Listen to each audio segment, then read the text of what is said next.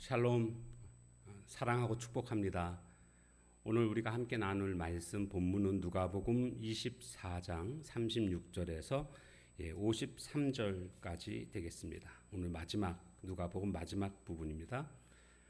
이 말을 할 때 예수께서 친히 그들 가운데 서서 이르시되 너희에게 평강이 있을지어다 하시니 그들이 놀라고 무서워하여 그 보는 것을 영으로 생각하는지라. 예수께서 이르시되 어찌하여 두려워하며 어찌하여 마음에 의심이 일어나느냐. 내 손과 발을 보고 나인 줄 알라. 또 나를 만져보라. 영은 살과 뼈가 없으되 너희 보는 바와 같이 나는 있느니라. 이 말씀을 하시고 손과 발을 보이시나 그들이 너무 기쁨으로 아직도 믿지 못하고 놀랍게 여길 때에 이르시되 여기 무슨 먹을 것이 있느냐 하시니 이에 구운 생선 한 토막을 드리니 받으사 그 앞에서 잡수시더라. 또 이르시되 내가 너희와 함께 있을 때에 너희에게 말한 바 곧 모세의 율법과 선지자의 글과 시편의 날을 가리켜 기록된 모든 것이 이루어져야 하리라 한 말이 이것이라 하시고 이에 그들의 마음을 열어 성경을 깨닫게 하시고 또 이르시되 이같이 그리스도가 고난을 받고 제3일에 죽은 자 가운데서 살아날 것과 또 그의 이름으로 죄사함을 받게 하는 회개가 예루살렘에서 시작하여 모든 족속에게 전파될 것이 기록되었으니 너희는 이 모든 일의 증인이라. 볼지어다 내가 내 아버지께서 약속하신 것을 너희에게 보내리니 너희는 위로부터 능력으로 입혀질 때까지 이 성에 머물라 하시니라. 예수께서 그들을 데리고 베다니 앞까지 나가사 손을 들어 그들에게 축복하시더니 축복하실 때에 그들을 떠나 하늘로 올려지시니 그들이 그에게 경배하고 큰 기쁨으로 예루살렘에 돌아가 늘 성전에서 하나님을 찬송하니라. 아멘.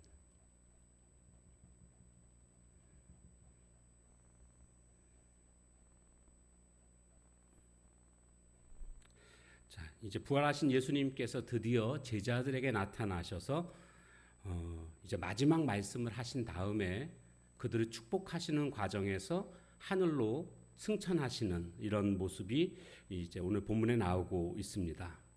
먼저 제자들에게 예수님이 오셔서 하셨던 첫 번째 말씀은 너희에게 평강이 있을지어다 이렇게 말씀하십니다. 그러니까 제자들의 지금 마음 상태가 평강이 없는 상태, 즉 두려움 가운데 있는 상태였습니다. 주님은 바로 이렇게 두려워하고 있는 제자들에게 오셔서 평강을 선포하고 계십니다. 자, 그런데 그들은요, 이 예수님을 어떻게 생각했는가 보니까 무서워했습니다. 또 놀라기도 했죠. 놀라고 무서워했는데 그 이유는 바로 영으로 생각하는지라.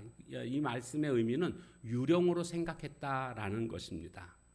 그래서 지금 놀라기도 하고 무서워하고 있는 이런 제자들의 모습입니다.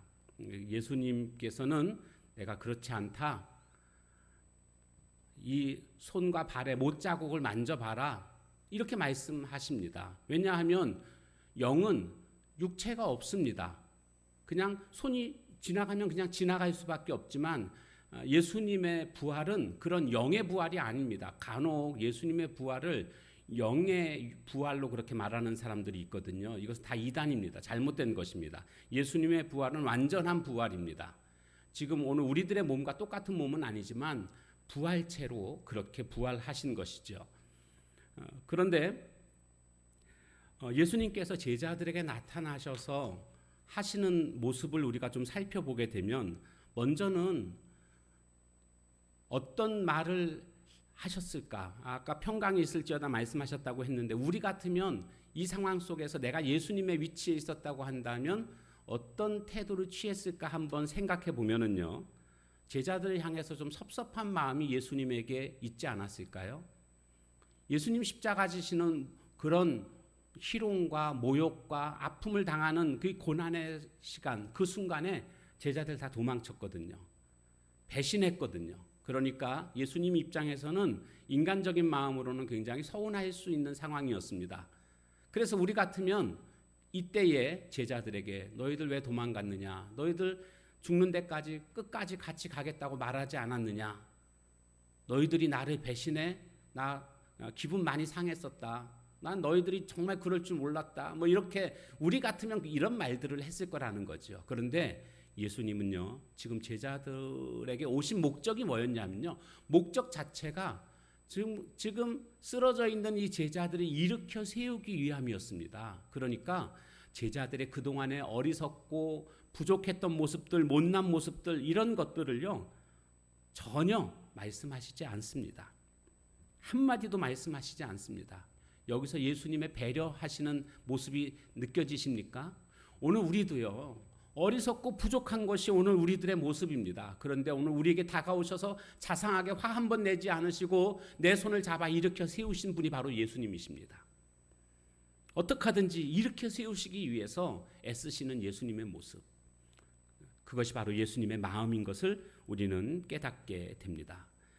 자, 그러면서 이제 예수님께서 곧이어서 하시는 것은요, 성경 말씀을 가르치시는 것을 보여줍니다. 44절부터 보게 되면 예수님이 성경 말씀을 가르쳐 주시는데요, 성경에 그렇게 기록된 것들이 지금 다 일어났고 또 진행되고 있다. 이게 44절 말씀이죠. 선지자들의 글과 시편의 나를 가리켜 기록된 모든 것이 이루어져야 하리라 한 말이 이것이다. 지금 이렇게 다 이루어졌고 또 이루어지고 있는 것이다. 이것을 지금 말씀하셨는데, 먼저는 성경에서 예수님에 대해서 말씀하신 것, 그것은 무엇인가 하면 바로 예수님의 고난과 부활이라는 겁니다. 그것을 지금 성경에서 찾아서 설명해 주십니다. 그 말씀이 45절, 46절에 나오죠. 또 이르시되 이같이 그리스도가 고난을 받고 제3일에 죽은 자 가운데서 살아날 것과, 이것에 대해서 지금 설명해 주시는 겁니다. 그리고 이 예언은 바로 예수님에 의해서 성취됐다. 메시아가 오셔서 고난받고 부활하실 것인데 바로 그것은 예수님에 의해서 지금 성취됐다라는 것을 지금 말씀해 주고 있는 것입니다. 그러면서 47절에 보면 또 그의 이름으로, 예수님의 이름으로 죄사함을 받게 하는 회개가 예루살렘에서 시작하여 모든 족속에게 전파될 것이 기록되었는데 너희들이 바로 이 일의 증인이다. 너희들이 이것을 보고 이것을 너희들이 전해야 된다. 이렇게 지금 예수님이 말씀하고 있는 것입니다. 예루살렘에서부터 회개 운동이 일어나게 될 것이고 모든 족속에게 이것이 전해질 것이다. 너희들은 그래서 예루살렘에 있으면서 이것을 보고 너희들이 증인이 돼야 된다. 그러니까 체험한 사람은요, 증인이 되어야 할 의무가 생기는 것입니다. 바로 제자들이 그 일을 해야 합니다. 그래서 제자들에게 이제 인생 방향을 말씀하십니다. 너희들은 앞으로 이제 이 일의 증인이 되어야 한다. 그러면서 내가 약속하신 것을 너희에게 아버지께서 보내주실 것이다. 즉 성령님을 의미하는 것이죠. 너희는 위로부터 능력으로 입혀질 때까지 이 성에 머물라 하시니라. 왜 그렇겠습니까? 증인으로서 살기 위해서는 성령의 능력이 임해야만 그 증인으로서의 삶을 제대로 살 수가 있는 것입니다. 그래서 제자들이 사도행전에 가보면 예루살렘을 떠나지 않고 그 성에 있다가 마가의 다락방에서 결국 성령의 임재를 그들이 경험하게 되지 않습니까? 바로 이제 그 성령의 임재 사건, 교회의 어떤 시작 사건의 그 시발점은 바로 지금 오늘 본문이 바로 시발점이 되겠습니다. 성령이 임하실 텐데 그러니까 너희들은 예루살렘에서 떠나지 말고 기다려라. 그러니까 이 누가복음과 사도행전은 이어지는 성경입니다. 그러니까 누가복음이 전편이면 후편은 바로 사도행전이라고 할 수가 있습니다. 이 두 권은 한 권으로 여기면 됩니다. 그만큼 내용이 지금 서로 연결되고 있다라는 것을 알 수가 있는데 이제 중요한 것은 바로 지금 제자들에게 마지막으로 당부하신 말씀이 바로 증인의 삶을 말씀하고 있는 것입니다. 증인의 삶. 그러니까 앞으로 남은 생은 제자들에게 있어서 삶의 방향과 목적이 정해졌습니다. 이제 다른 거 아닙니다. 오직 복음의 증인으로 너희들은 살아야 된다. 이것을 지금 예수님께서 말씀해 주고 있습니다. 자, 그러면서 축복하시는 과정 속에서 예수님이 승천하시게 됩니다. 하늘로 올라가시게 되죠. 이때에 그 제자들의 반응을 보십시오. 축복하실 때 그들을 떠나 하늘로 올려지시니 그들이 그에게 경배하고 큰 기쁨으로 예루살렘에 돌아가, 베다니에서 지금 승천하셨고 여기서 이 승천하신 모습을 보고 제자들이 예루살렘에 돌아갔는데 여기 큰 기쁨이 그들에게 임했습니다. 아니, 능력의 예수님이 자신들을 떠나가시면 슬퍼해야죠. 왜 기뻐했을까요? 그것은요, 이제 주님의 부활에 대해서 너무나 분명하게 확신하게 된 것입니다. 왜냐하면 봤거든요, 직접. 전에는 얘기로 들었습니다. 그러나 이제 이들은 직접 예수님과 함께 이야기하면서 예수님의 부활을 확인했습니다.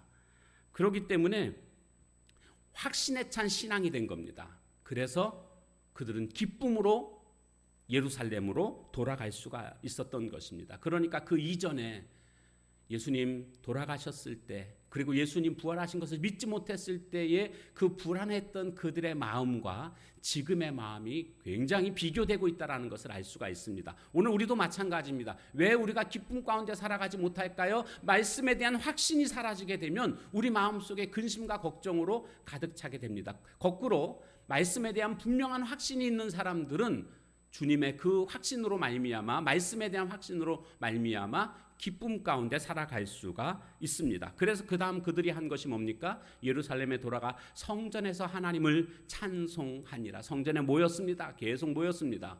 여기서 성전에서 하나님을 찬송했다라는 그 의미는 뭐냐면 하나님께 예배드렸고 하나님께 특히 기도했다라는 것을 말해주고 있는 것입니다. 오늘 우리도 이렇게 하나님께 예배하고 기도하는, 하나님을 향하여 찬송하는 저와 여러분의 아름답고 멋진 모습들이 계속 이어지시길 주님의 이름으로 축원합니다. 찬송가 508장 찬양하겠습니다.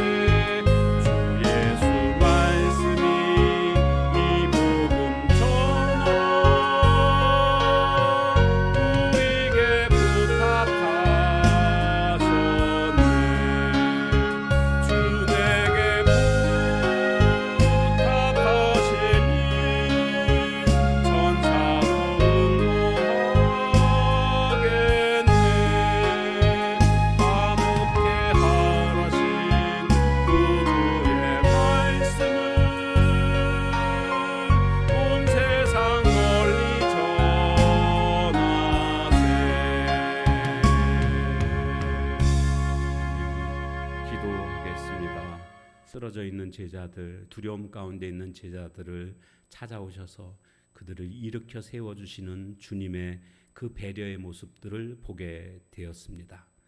오늘 어리석고 부족한 나를 이렇게 자상하게 화 한 번 내지 않으시고 어떻게 하든지 일으켜 세우시려 애쓰시는 주님의 돌보심을 이 시간도 느낍니다.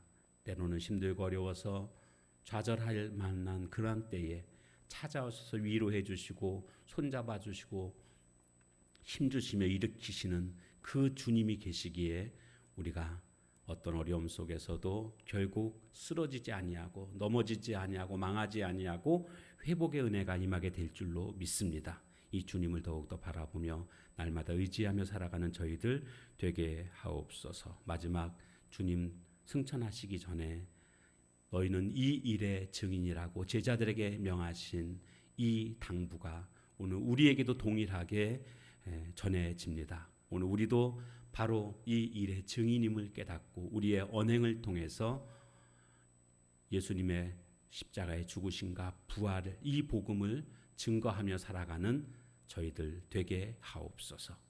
예수님의 이름으로 감사하며 간절히 기도하옵나이다. 아멘. 주신 말씀 붙들고 기도하시는 시간을 가지시기를 바랍니다.